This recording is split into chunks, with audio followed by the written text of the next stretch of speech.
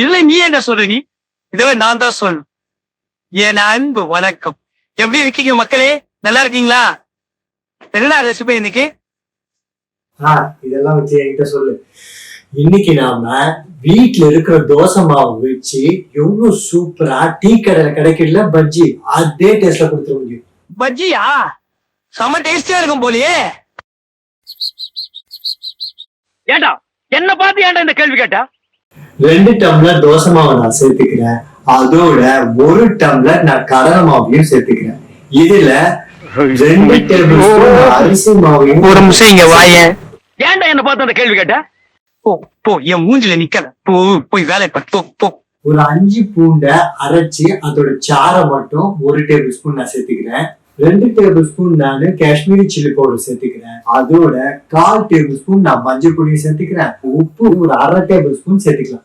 அது ஏன்டா என்ன பார்த்து அந்த கேள்வி கேட்ட? இத்தனை பேர் இருக்காங்களே, கேட்க கூடாதா? என்ன பார்த்து கொலஸ்ட்ரால் இருக்காம கேக்குறான் மக்களே.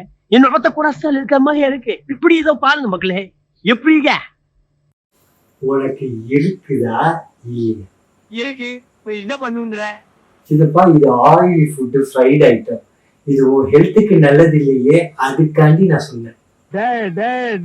நீ யாருன்னு எனக்கு தெரியும், நான் யாருன்னு உனக்கு தெரியும். நம்ம 2 பேர் யாருங்கிறது இந்த ஊருக்கே தெரியும். போய் வேலை பார்ப்போம்.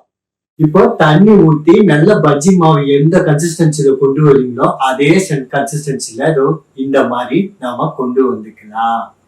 டேய், இந்த கலர் போனி கேசிங் போய் நீ இன்னும் போடல. ஆனா எப்ப இன்னும் கலர் சூப்பரா இருக்கு. சிதப்பா, அது ஃபுல்லா ரசாயன வண்ணப்பொடி. அதனால டேஸ்டோ டெக்ஸ்சரோ ஒரு மண்ணாங்கட்டியும் அதுல கிடைக்காது. அது கேன்சர் வரைக்கும் வர்றதுக்கு பெரிய அபாயம் எல்லாம் அதுல இருக்கு. அதனால நம்ம அது போடாம காஷ்மீரி ரெட் சில்லி பவுடர் நம்ம போட்டிருக்கோம். இது மூலியமா கலரும் நல்லா கிடைக்கும். அது மூலமா ஒரு ரம்யமான ஃபிளேவரும் இருக்கும். சூப்பரா இருக்கும். இது நம்ம எஸ்ஆர் ஃபுட் ப்ராடக்ட்ஸ்லயே இருக்கு. அதுல இருந்த காஷ்மீரி ரெட் சில்லி பவுடர் தான் நான் இதுல சேர்த்திருக்கேன். ஓ, இந்த மாதிரி ப்ராடக்ட்ஸ் எல்லாம் வச்சிருக்கேன் நீ? ஆமா சிதப்பா, அதெல்லாம் நான் அப்புறம் சொல்றேன். நம்ம ரெசிபிக்குள்ள போ. வாழைக்கான ஒரு பக்கம் மட்டும் தோலை முழுமையா எடுத்துட்டு அதுக்கப்புறமா பஜ்ஜி சீவுற இது இருக்கு இல்லையா, அதுல போட்டு நல்லா ஸ்லைஸ் பண்ணிக்கலாம். இந்த திக்னஸ்ல அது இருந்தா போதும். நீங்க நேரடியா பேட்டர்லயே நீங்க ஸ்லைஸ் பண்ணி போட்டா அது ஈஸியா இருக்கும். உங்களுக்கு நல்ல ஆயில போட்டு நம்ம ஃப்ரை பண்ணி எடுத்தோம்னா ஒரு சூப்பரான நல்ல கிறிஸ்பியா இருக்கும். அதே சமயத்துல நம்ம பேக்கிங் பவுடர் எதுவுமே போடல, ஆனாலும் அதே கிறிஸ்பினஸ்ல சூப்பரா இருக்கும். ரொம்ப டேஸ்டியா இருக்குதுன்னா பேக்கிங் பவுடர் கலர் பொடியெல்லாம் இல்லாம இவ்வளவு டேஸ்டியா வரும்னு எனக்கு சத்தியமா தெரியாது. பா, அதே டேஸ்ட்.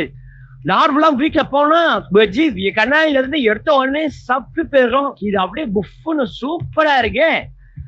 ட்ரை பண்ணி பாருங்க நீங்களும்.